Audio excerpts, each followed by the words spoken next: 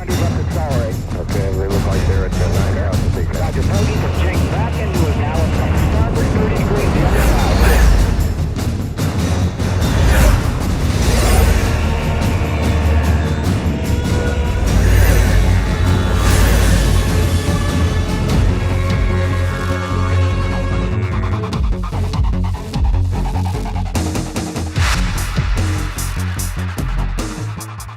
We want to create the illusion of reality on the big screen. What I'm doing is I'm going in on Mars and just take the smudge tool and smooth that out.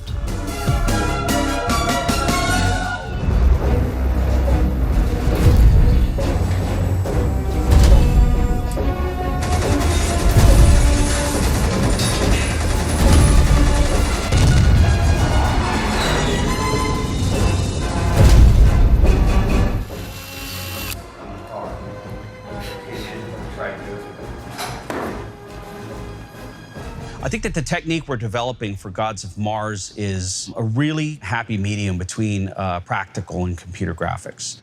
I'm wondering if I could get into the volume here. I've known about the Unreal Engine as a game engine. About 15 years ago, I played this game called Unreal Tournament. And I spent hundreds of hours playing this video game. It's a first-person shooter game. It's fun. And I never thought it was going to eventually become a cinematic tool. This new technology of scanning real-life things and putting them into the Unreal Engine is really new.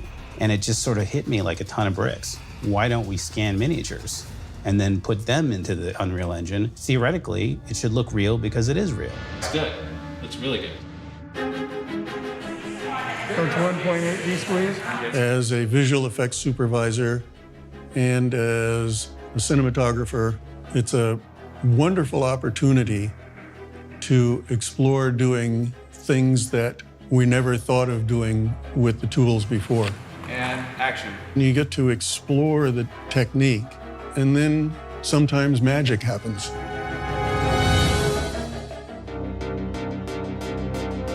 My original conception of the movie was that it would take place, a lot of it underground, so it would be fairly low budget, and it could be done with sets. You'd only see Mars maybe and a few shots exterior. Then the vision came that we should have a terraform Mars. In other words, change the oxygen level so that it's almost breathable, have plants there. So basically you could live there with little apparatus. You wouldn't have spacesuits on, for instance.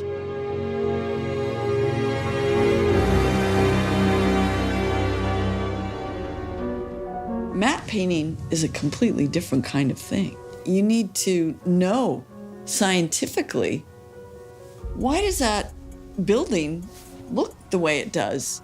Matte painting is not fine art. This is, I guess, straight technical.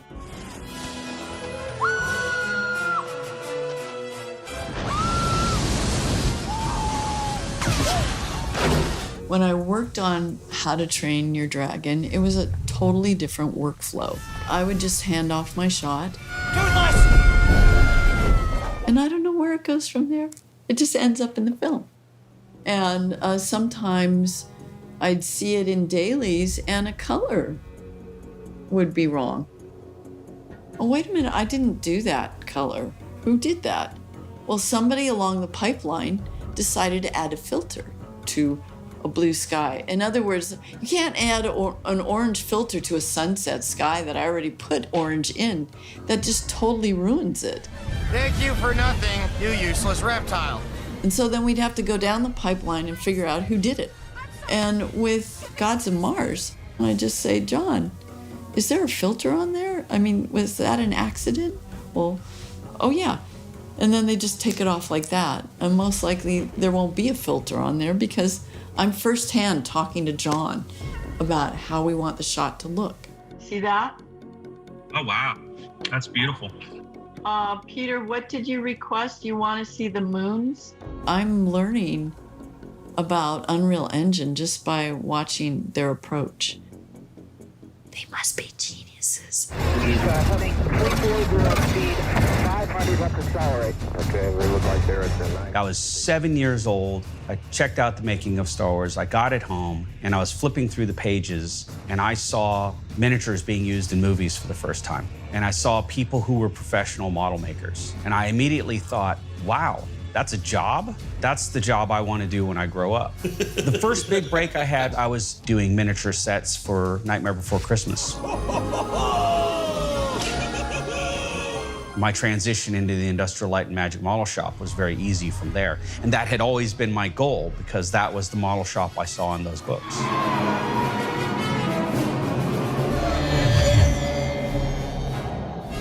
Here at Fonco, we were able to construct miniatures, scan them, and put them into the computer, rig them so they can be animated, and then place them into environments. So when you're looking at this effect shot, this first effect shot for the film, everything is real, but it's been manipulated and brought together digitally. The first thing we start with is concept art. So we work through a number of different designs with the director. Once we've really nailed down the look there, we work out what the paint scheme is going to be and what it's going to look like with color and with graphics and everything else.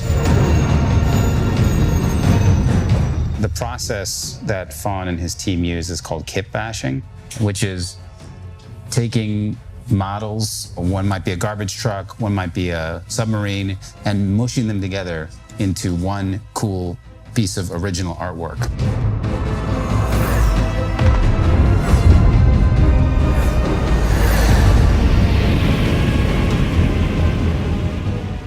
The big films that I've worked on in my past have been Stargate,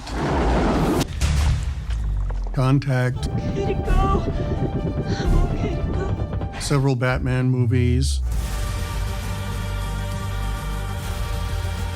several X-Men movies. The notion of interfacing game engines with real-world photography in real time in front of LED screens is very, very interesting to me. Action. What do you expect me to say? That my mom's a loser? That we don't have any money? That we sleep in our car?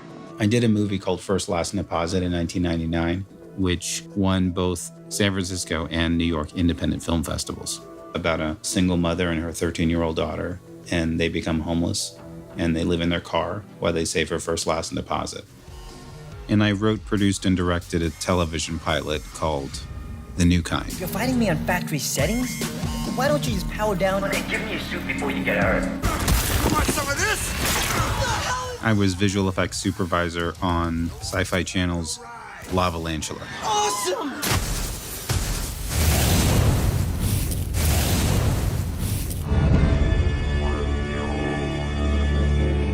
Gods of Mars is the first movie that I've directed using the Unreal Engine. And what I'm discovering is it's incredibly powerful because you can create this 4K rich, photorealistic worlds. Any image you want that you can imagine, you can do with this combination. If you have a computer, you have an NVIDIA graphics card, Unreal, you can make Lawrence of Arabia in your apartment or your dorm room. On Gods of Mars, we all have the same exact systems. Unreal, we all have a Wacom tablet, NVIDIA RTX 6000 card installed, a Lenovo ThinkStation. You put these together, and you can make any movie you want. There's no limit.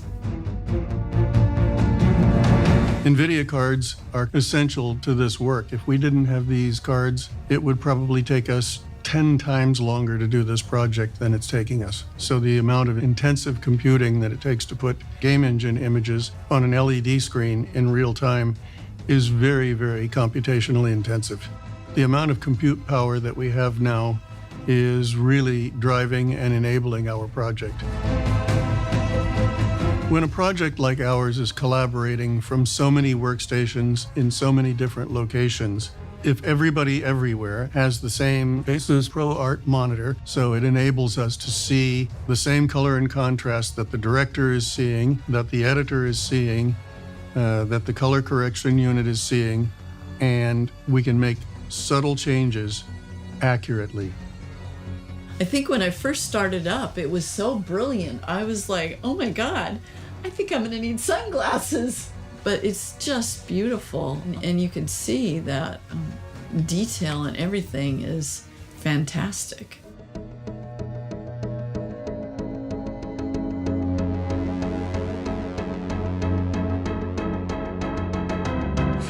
Okay, pop it on. Cooke anamorphic lenses give you data from the lens in real time, telling you focus, iris, zoom if we needed it, but they also give you the lens shading characteristics so that the real-world Cooke lens matches the field of view and the distortion of a theoretical CGI lens, integrating CGI objects into real-world photography. Let's try it again. A little bit slower, a little bit more fearful. This project is being done with entirely new tools. The software, the hardware, the cameras, the editing, pretty much everything that we're making this movie on is different than what Hollywood uses today. This is Mars. Instead of spending $1 million a minute, which is how much a Pixar movie costs, They want us to do it this I don't way. know that way. Why would they change math? Math is math. Math is math. one frame of a Pixar movie takes a day to render. And when I say render, I mean there's a render farm at Pixar. And it's a big, big room filled with hundreds of very expensive computers. And they are rendering. That's how Marvel action movies are made. Assemble. And that's how Star Wars movies are made. We just need one computer and one graphics card, and boom, we're able to build photorealistic worlds in real time. Making a movie that looks like a game is unacceptable. And that's why Hollywood hasn't adopted this technology up until this point, because it looked like a video game. But now, it just looks like life. It's just mind-blowing how much of a paradigm shift this is.